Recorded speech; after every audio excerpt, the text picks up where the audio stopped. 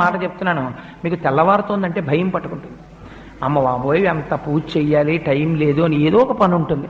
అలా కాకుండా మీరు స్వల్పమైన పూజ, వైదికంగా పరిపూర్ణత్వం ఉండే పూజ అలవాటు చేసుకున్నారనుకోండి, మీ పూజ మీకు బరువు అనిపించాలి. మీరు హాయిగా పూజ చేసుకుని వచ్చేస్తారు. ఒక్కరోజు మీరు ఎంచుకోండి, ఏదో ఒక రోజు నేను ఒక శనివారం నాడు ఇలా పూజ చేసుకుంటాను, లేదు ఒక సోమవారం నాడు చేస్తూ ఉంటాను, లేదు ఒక ఆదివారం నాడు చేస్తాను. ఆ రోజు నియమం పెట్టేసుకోండి, నేను ఈ రోజు విశేషార్చన చేస్తాను అని నియమం పెట్టుకుంటే ఒకే ఒక్కరోజు, ఆ ఒక్కరోజు చేయడానికి మీ మనస్సు ఉరకలు వేస్తుంది.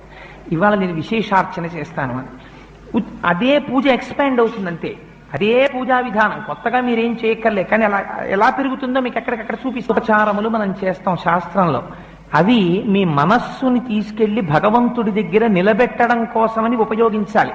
అంతేకాని వాటిని మీరు